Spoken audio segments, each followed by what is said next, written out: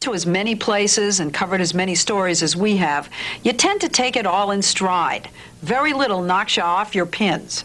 At least that's what we thought, until we found a group of American doctors and nurses 8,000 miles from home doing what they do best, giving little kids the heart, literally the heart, to grow up healthy and happy.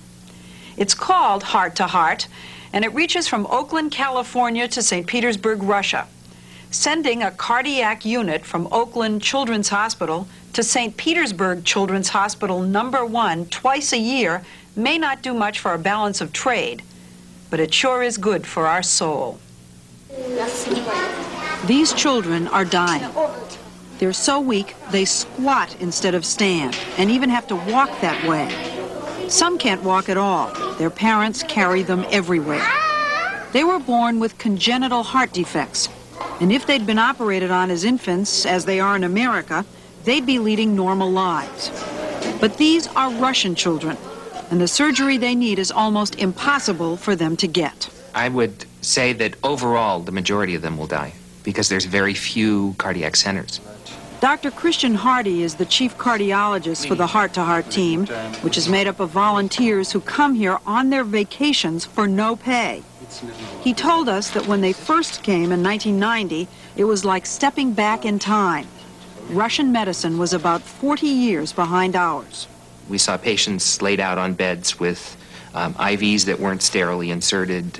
We saw lack of supplies, reused supplies over and over and over, and we saw children who, with very simple problems, were inoperable and dying. Molchanov? One of those children is 8-year-old Sasha Molchanov. Since birth, his parents have been taking him to Russian doctors, begging for medical help, with no success. He's working real hard. Dr. Hardy schedules Sasha Molchanov for an operation. Okay. Any other questions for me? Without surgery, his life expectancy is only another 3 or 4 years.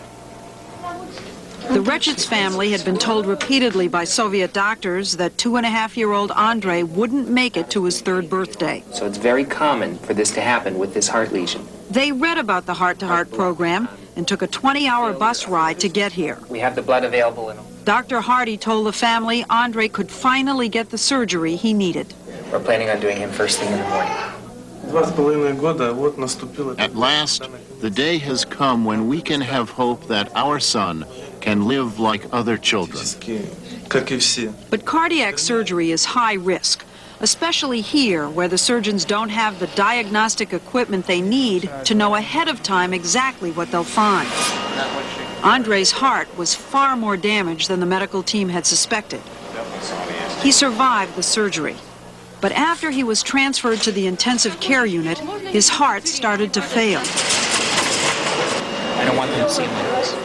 The Americans and Russians teamed up to do immediate emergency surgery on Andrei right there in the intensive care unit. Vadim, I'd open. They used our camera light so they could see. Sats are slowly coming up. In my opinion, the worst is over. But obviously, he's still very sick, very critically ill. But the worst wasn't over. Andrei's kidneys began to fail, and the hospital didn't have the diuretics that could have saved his life. The next day, Andrei Rechetz died, and his parents came to say goodbye. Dr. Hardy told us that if he'd been operated on in the United States, he'd probably be alive today. I take this all very personally. These are all my little kids, all my little children. We get very emotionally attached to the patients that we deal with, and when we lose one, we lose a little piece of us. Dr. Nilus Young helped start the Heart to Heart program and supervised young Andrei's surgery. What about the results? Have you improved the mortality rates in this hospital? How can you give us some bottom line? Yeah. Well, I think the bottom line is they would all die if they didn't have surgery. And the results overall have been quite good, somewhere between 85 and 90% of the patients that have been operated on so far, and that's almost 300 patients, are alive and doing well. One of the sickest children we met was Alexander Panushkin, who spent his days curled up on the floor. You know, we've seen children who hunker down, they crouch. Are those children that are going to die soon? Is that a sign? Those children are very sick. I had a little boy run down the hallway got halfway down the hallway, he started teetering a little bit, and then he squatted down. And I went to find him fanning himself very blue.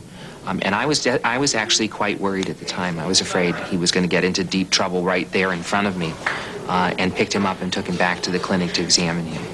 And actually, I've arranged for him to be admitted to the hospital to have his surgery next week. Okay? Will he die if he doesn't have the surgery soon? Absolutely, and probably soon.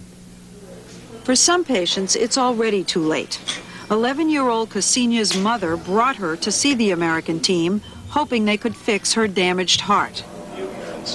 But ultrasound tests showed her heart was deteriorated beyond repair. And my fear is that... Dr. Hardy has to tell her mother that Ksenia is too sick for surgery. Given what things look like now, she cannot tolerate a radical repair. She would die for sure. It's terribly devastating, and I'm never going to get used to this. I'm never going to get to a point where I can accept that this is the way it should ever be. Our medicine is fantastically poor. Dr. Mark Silberman, the Russian head of cardiology at the Children's Hospital, works closely with the American team. We thought that your society was technically advanced, scientifically advanced. But it seems that they put all their resources into the military. Absolutely. But how does that make you feel?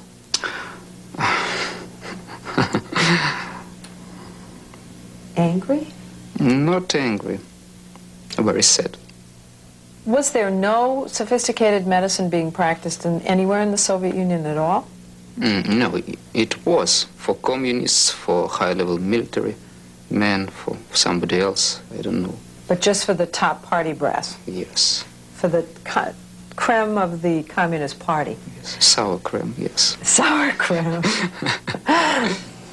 The heart-to-heart program started because of one child, 11-year-old Maria Senatova, who is completely healthy now. But 4 years ago, Soviet doctors told the Senatovas that Maria's case was hopeless. I've heard some terrible stories about how cruel, really, they were to you. Well, not only to me.